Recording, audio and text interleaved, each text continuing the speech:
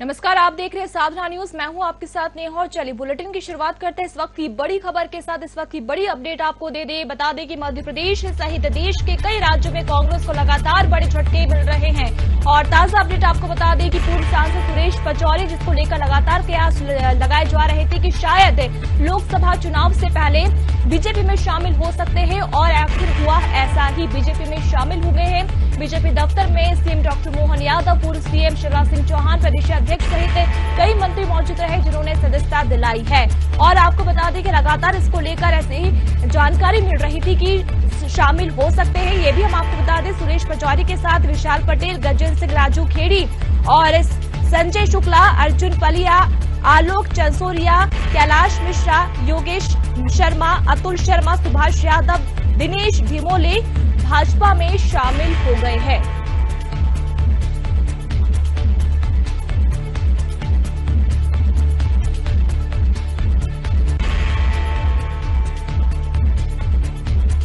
ज्यादा जानकारी लेते हैं, चैनल हेड अरुण सक्सेना जी हमारे साथ जुड़े हुए हैं। अरुण जी, जिस तरीके की तस्वीरें सामने आ रही है उसको देख के लग रहा है कि आने वाले कुछ सालों में कांग्रेस का अस्तित्व ही नहीं बचेगा देश में। बिल्कुल नेहा जी, बड़ा एकदम सटीक और करारा जो है आपने यहाँ प्रहार किया है। निश्चित रूप से ये जो वर्तमान परिस्थितियां चल रही है उसमें देखने में यही प्रतीत होता है कि आने वाले समय में जो है कांग्रेस समाप्त हो जाएगी, या महात्मा गांधी की जो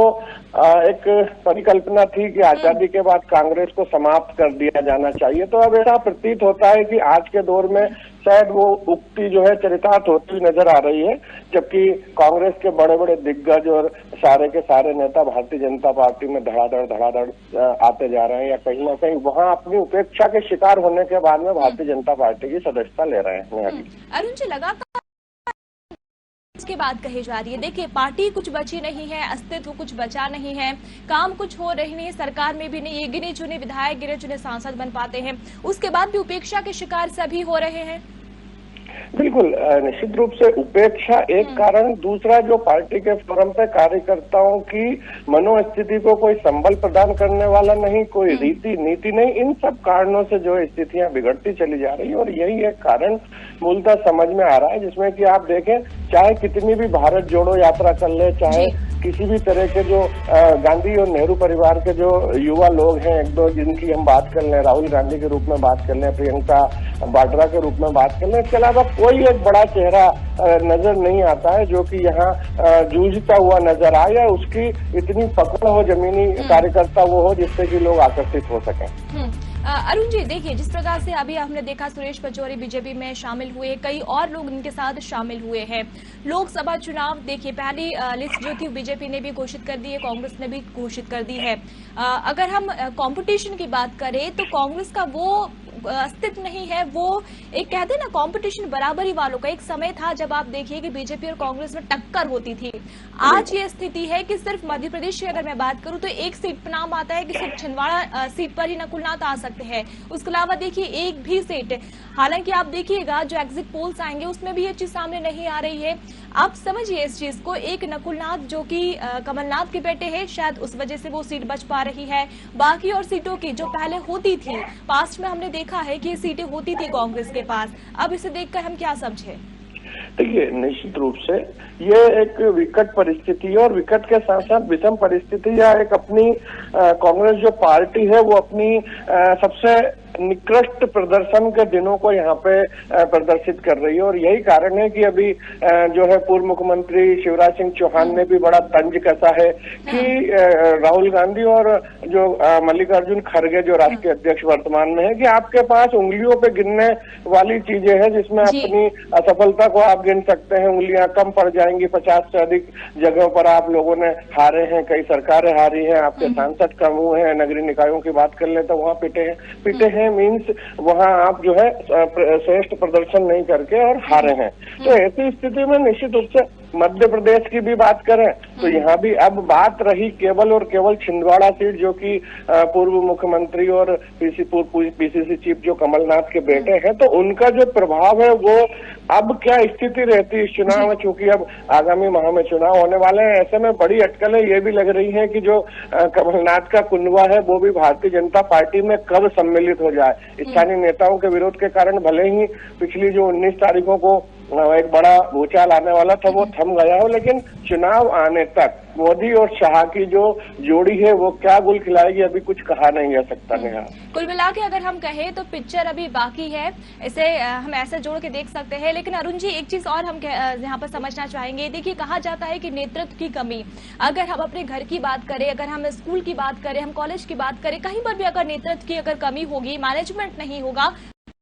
बिखरेगी। अगर हम कांग्रेस की बात करें तो पहले कहा जाता था सोनिया गांधी मैनेजमेंट नहीं कर पा रही है, उसके बाद कहा जाता था कि राहुल गांधी है वो नहीं संभाल पा रहे हैं, और अब देखिए मल्लिकार्जुन खड़गे को यहां पर भेज दिया गया है अध्यक्ष है पार्टी के, वो भी कुछ मैनेज नहीं कर पा रहे। विधानसभा चुनाव उन्होंने छत्तीसगढ़ में हरवा दिया,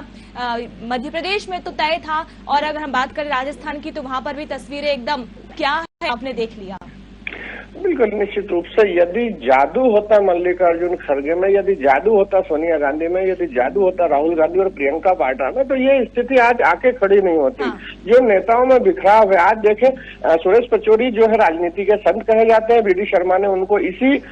पदवी के साथ अपने पार्टी में लिया। तो यदि ऐसे संत पुरुषों को यदि वो पार्टी संभाल नहीं पा रही, जो लंबे समय तक जिनका राजनीतिक अनुभव है, कहीं न कहीं दिग्विजय सिंह सरी के नेता से कद्दावर नेता माने जाते हैं, तो ऐसे में यदि अपने लोगों को नहीं सहज पाते हैं तो ये एक विफलता है। चाहे वो मल्लिकार्जुन खड़गे हो, चाहे राहुल गांधी हो, चाहे सुप्रीमो सोनिया गांधी हो या उनकी बेटी, या कहीं ना कहीं लोगों में जो अपनी छवि दिखाने की कोशिश करती है कि मैं इंदिरा जी की पोती हूँ और इंदिरा जी सरी का नेतृत्व कर सकती हूँ। लेकिन आप देखें कि कहाँ इंदिरा गांधी है और कहाँ प्रियंका गांधी है, जमीन और आसमान का अंतर साफ नजर आता है। हाँ, बिल्कुल, विपक्ष की जरूरत देश को है, और देश भी चाहता है, युवा भी चाहता है, हर एक नागरिक चाहता है कि विपक्ष हो, लेकिन एक सशक्त विपक्ष हो। लेकिन यहाँ पर सशक्त तो छोड़िए, विफल विपक्ष है। बिल्कुल, उसके पीछे भी कारण है। विपक्ष बार बार केवल और केवल इस रोने को कि लोकतंत्र की हत्या कर दी भारतीय जनता पार्टी ने। भारतीय जनता पार्टी जो है हम लोगों को ईडी का फलाना ढिकाना सीबीआई का डर बता के, तो कुल मिला के वो जो मुद्दे की बात होती है, जो विपक्ष होना चाहिए, एक सशक्त विपक्ष की तरफ बढ़ने की कोशिश होना चाहिए, जनता के साथ एक संवाद होना चाहिए, वो और उनका विश्वास जीतना जनता का, वो कांग्रेस पार्टी वर्तमान में करती हुई नजर नहीं आ रही, कहीं भी देखने को नहीं मिल रहा। चाहे किसी भी प्रदेश की आप बात कर लें, स्थिति जो है विकट से विकटतम होती चली जा रही है, और उसका नतीजा सामने है कि कांग्रेस जो है मृत प्राय सी नजर आ रही है।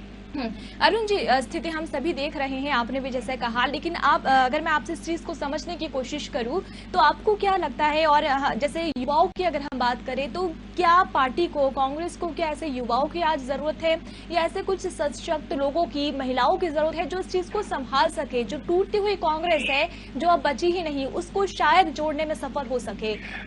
देखिए नेहा जी, बेहद यदि इस आपकी बात को यदि ये जो कांग्रेस पार्टी के लोग सुन रहे हैं, चूंकि मध्य प्रदेश, छत्तीसगढ़, राजस्थान और पूरे भारत में सर्वाधिक देखे जाने वाले चैनल पे आज आपने इतनी सुंदर और उम्दा बात कही है। आपने बेसिक नीड यहाँ पे कांग्रेस पार्टी की कि युवाओं को, खास तौर पर महिलाओं को, यदि इन दो लोगों को, इन दो पक्षों को फोकस कांग्रेस पार्टी कर लेती है तो निश्चित रूप से आप देखें, आज नमो की बात करें, नरेंद्र मोदी केवल और केवल वो युवाओं को फोकस कर रहे हैं, अपनी जितनी भी उन्होंने स्ट्रेटजी लगाई है युवाओं को आगे लाने में, और कहीं ना कहीं चाहे पूर्व मुख्यमंत्री शिवराज सिंह की बात कर लें तो महिलाओं, लाडली बहनों, और इसी तरह के जो अभी जो है नरेंद्र मोदी भी बहनों पे फोकस कर रहे हैं, तो निश्चित रूप से महिला संवर्ग और खास तौर पे युवा संवर्ग पर यदि कांग्रेस पार्टी फोकस करती है तो आगामी चुनाव में जो अगले महीनों में होने वाले हैं उसमें भी उनको लाभ की स्थिति यहाँ प्रदर्शित होती हुई नजर आएगी। अब चूंकि मामला उनका अपना है, उनका फोरम है, उनकी पार्टी है, वो क्या निर्णय लेते हैं इसके लिए वो स्वतंत्र है।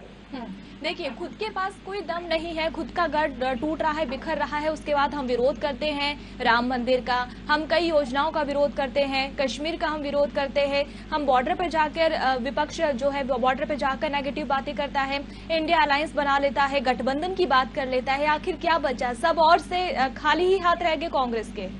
देखिए, अब यहाँ दो चीज समझने की है कि विपक्ष के पास कोई मुद्दा तो है नहीं जिससे कि वो सरकार को घेर सके। ऐसे में जो सरकार जो है, जो बड़े बड़े काम जो काफी लंबे समय से पेंडिंग थे, या जो जनता को आस थी कि वो लंबे समय से जो सरकार रही है, यानी कि मैं सीधे सीधे बात करूं तो कांग्रेस से आशा थी कि वो राम मंदिर बनाएगी, कांग्रेस से आशा थी कि वो 370 को समाप्त करेगी, ट्रिपल तलाक जैसे बड़े मुद्दे पे बात करके और उसमें कोई डिसीजन लेगी। लेकिन जब कांग्रेस इन सबको नहीं कर पाई तो निश्चित रूप से जो भारतीय जनता पार्टी और उसकी सरकार ने आज इन कामों को किए हैं, तो ये जो कांग्रेस पार्टी जो अभी चाहे विपक्ष